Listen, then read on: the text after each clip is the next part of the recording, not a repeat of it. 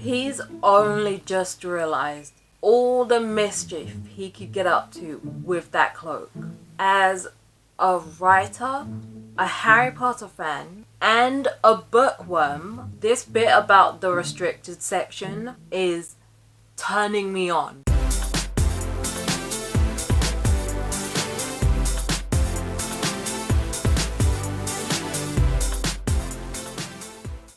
Hey guys! Today I'm going to be reacting to Harry Potter and the Philosopher's Stone by J.K. Rowling. But first, if you're new around here, listen up, because I've got a little secret for you. I'm not just any YouTuber. I am Charlotte the Starlet, and I'm a writer. So I don't just react, I review. And the way I do it is simple. If I like something, I add a point, starting from last video's total, and if I don't, I take one off. Now, as y'all can see, I've got a couple friends here with me. These are the girls, Angel and Glitter, and this is my little boy Seth. Right, let's jump in. It says that there are tens of thousands of books in the library, but despite that, Harry, Ron and Hermione don't manage to find a thing about Nicholas Flamel. Finally, the Christmas holidays have started. When Harry opens it, it says that something fluid and silvery grey went slithering to the floor. It is an invisibility cloak! Right, so it's Christmas Day and Harry and Ron have just opened their Christmas presents. Aww. It sounds like Harry had an amazing day. However, he could not get something out of the back of his mind. And it's the exact same thing as I. Just who was it that sent him his invisibility cloak? I couldn't help wondering about that as well. Right, so after Ron falls asleep for the night, Harry sneaks out of bed and tries on his invisibility cloak again. Because he can't stop wondering about who it came from and the note it came with. Ooh. He's only just realized all the mischief he could get up to with that cloak. Especially during the holidays, since the majority of students had gone home. He practically had the whole castle to himself. Harry briefly ponders about whether he should wake Ron up so they could go on a little adventure with the cloak together, but he decides against it. And that's nothing against Ron. Harry just feels like for the very first time he uses the cloak, he should do it alone, considering it is his present from his father. Okay, so when Harry steps out the dorm, of course, he obviously has to leave through the portrait hole. And so when the fat lady's portrait opens, yet she sees no one come out, she calls out, "Who's there?" But Harry says nothing. Ayo, if Harry keeps this up, by the time he comes back, his stealth is gonna be at like level 100. Yo, Harry just got the perfect idea of where to go in his invisibility cloak. The restricted section of the library. So he can finally do some research on Nicholas Flamel. Oh my days. Yo, as a writer, a Harry Potter fan, and a bookworm, this bit about the restricted section and the kind of books that are in it is turning me on. It says that there were books in different languages. Some books had no titles at all. Oh my god, and there's one book that looks like it's covered in blood. Oh my god, oh my god, oh my god, oh my god, oh my god, oh my god. There's one book that's whispering to Harry. Damn, now I'm starting to get the chills. Ooh. It says it's like the books know he's not supposed to be there. Right, so Harry pulls out one book that's really heavy, balances it on his knee, and opens it. But as soon as he does, the book starts to scream. That is mad. Oh my gosh. The scream continued even when Harry closed the book. Oh my days. Someone heard it. And now they're coming towards Harry. So he stuffs the book back on the shelf, picks up his oil lamp, and he just books it. He sprints out the library. Oh, it was Filch who was coming. But thanks to the cloak, Filch didn't see him. Oh snap. But now Harry is lost. He'd been so freaked out by the book and Filch that he just ran without paying attention to where he was going. And now he's in a bit of the castle he doesn't recognize. Oh my god. Filch caught up to him. How? Ugh. It says that Harry overheard Filch's soft, greasy voice. I ain't never heard of anyone having a greasy voice before. Oh, he's talking to Snape. Of course he is. Damn. Filch is full on snitching on Harry. He tells Snape that he overheard someone wandering around in the restricted section. Right. So, Harry is almost literally backed into a corner. Filch and Snape are coming his way, and right now he's in a very narrow hallway. So, if they went down there, they would bump right into him. So now Harry's only hope of not being caught is by going into the only room that's down that corridor. When Harry gets into that room, he just waits.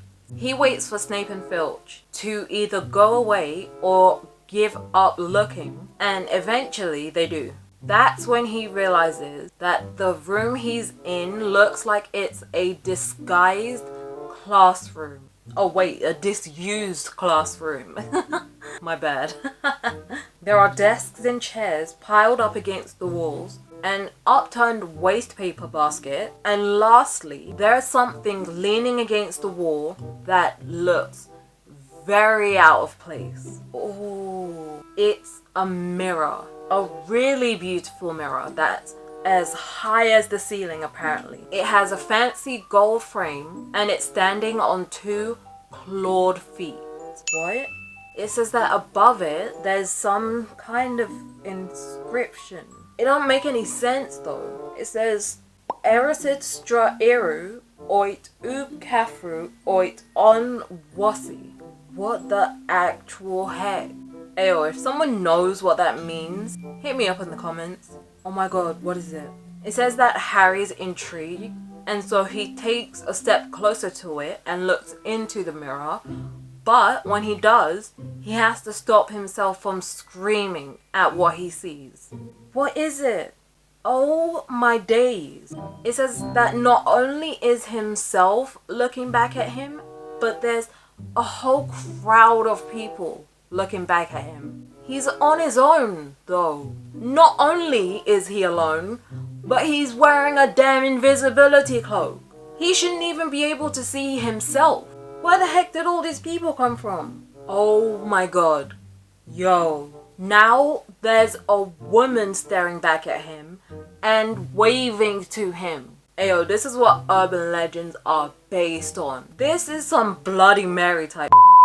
Oh my days. It says that the woman is very pretty and has dark red hair and her eyes are just like Harry's. What the heck is going on? Who is she?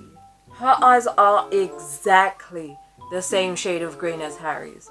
Oh no, but she's crying. Now there's a man.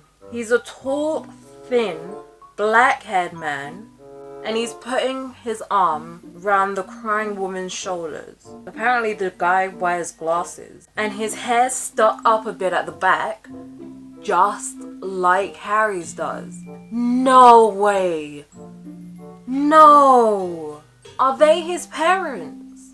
Oh my gosh. Apparently everyone in the crowd behind Harry also shares similar features to Harry. Wow. They are his family. Oh my days. This is literally the first time in his whole entire life that Harry is seeing his family. I'm getting overwhelmed. Bruv, imagine how Harry must feel, you guys. Like, I'm overwhelmed just by reading this. So, I can't even imagine experiencing it. I'd probably be crying my eyes out. Aww. It says that Harry had a powerful kind of ache inside of him.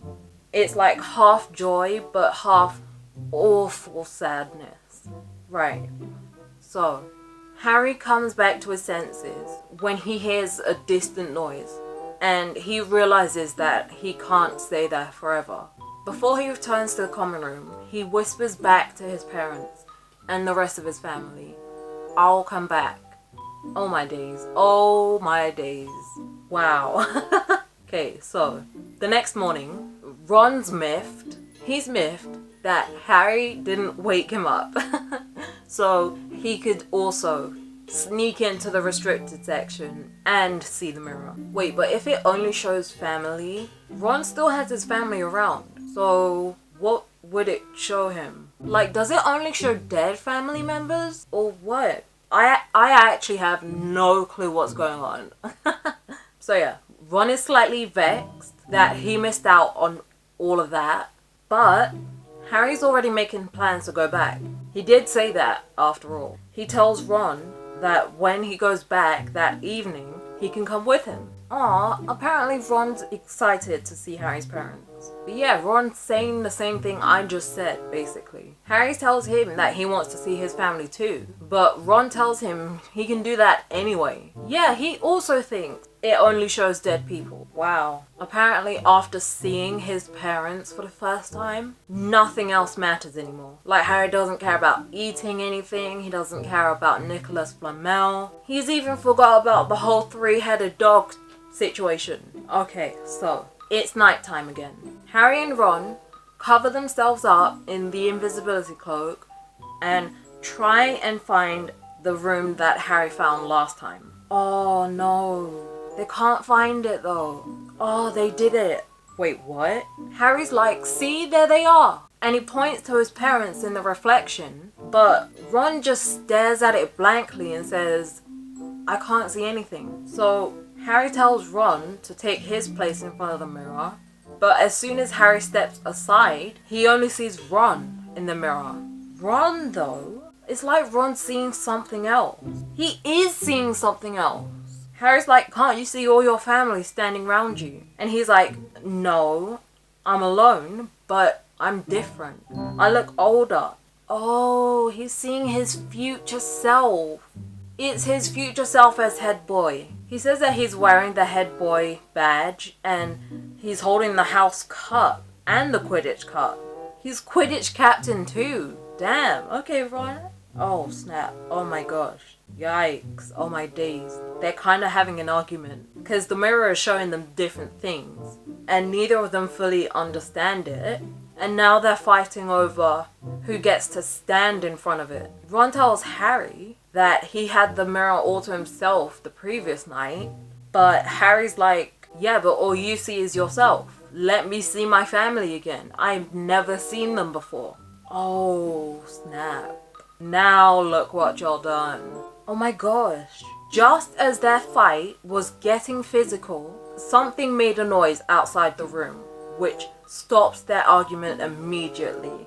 Oh my days. They only just managed to get the invisibility cloak back on when Mrs. Norris comes strolling into the room. Mrs. Norris only comes into the room for a second and then dips again, and Harry thinks she's going to get Filch, so he and Ron book it out of there. Right, so the next day, Harry is still thinking about the mirror, which I guess you can't really blame him for, but I'm actually beginning to worry a bit because Harry's kind of obsessing over it.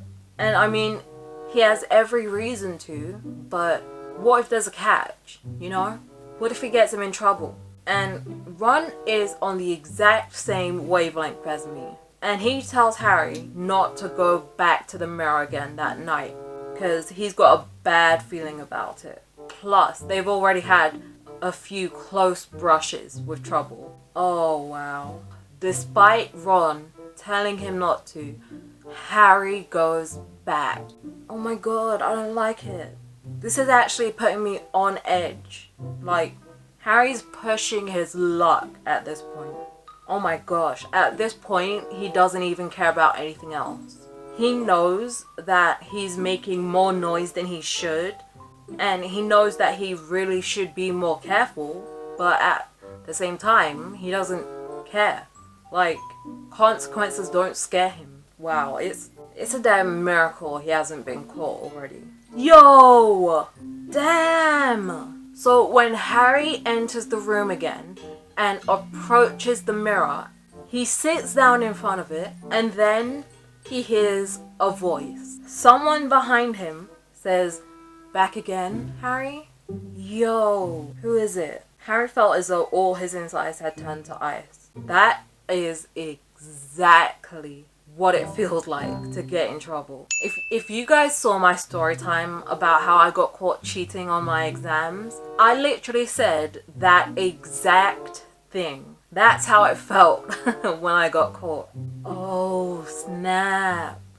It's Dumbledore that caught him. Wow. In his haste to see his parents again, Harry didn't notice Dumbledore's in the room when he first came in.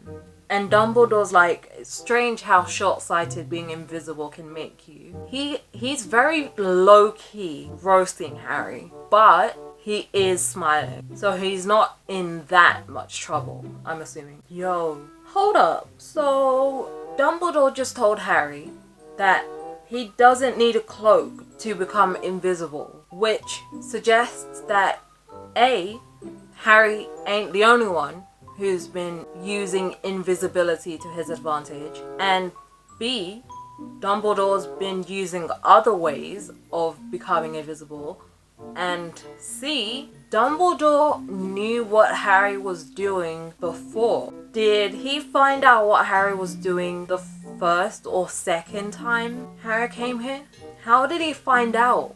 Right, so Harry admits that he doesn't exactly know what the mirror does, so Dumbledore tells him that if the happiest man on earth were to look into the mirror, he would see himself no different. He'd see himself exactly as he currently is. And so that makes Harry think that the mirror shows people what they want most in life. That's what I was thinking. But Dumbledore says yes and no. It shows us nothing more or less than the deepest, most desperate desire of our hearts. You, who've never known your family, see them standing around you. Ronald Weasley, who has always been overshadowed by his brothers, sees himself alone as the best of all of them. However, this mirror will give us neither knowledge nor truth.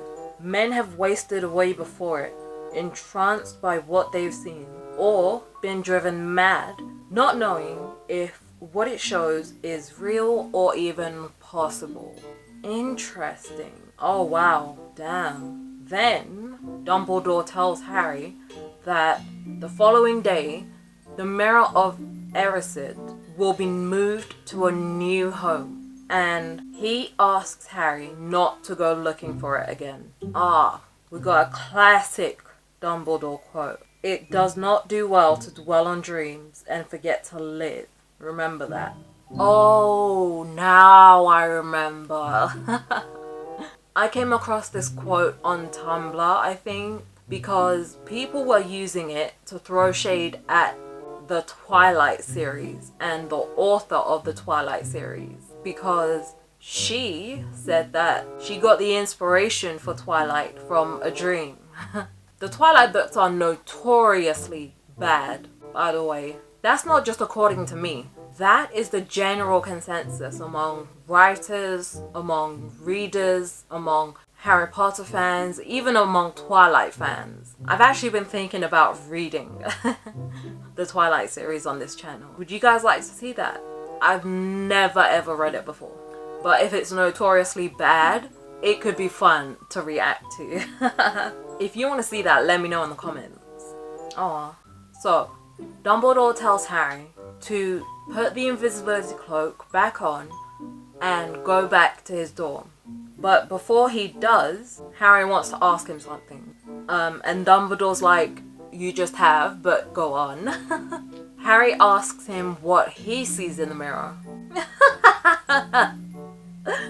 Dumbledore sees himself holding a pair of thick woolen socks.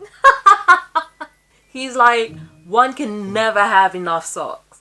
And another Christmas has come and gone, and I didn't get a single pair. Yo.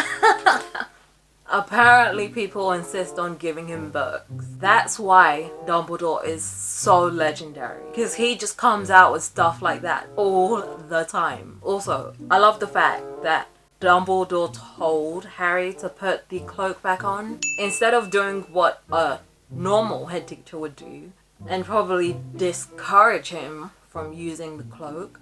No, Dumbledore specifically instructs Harry to use it.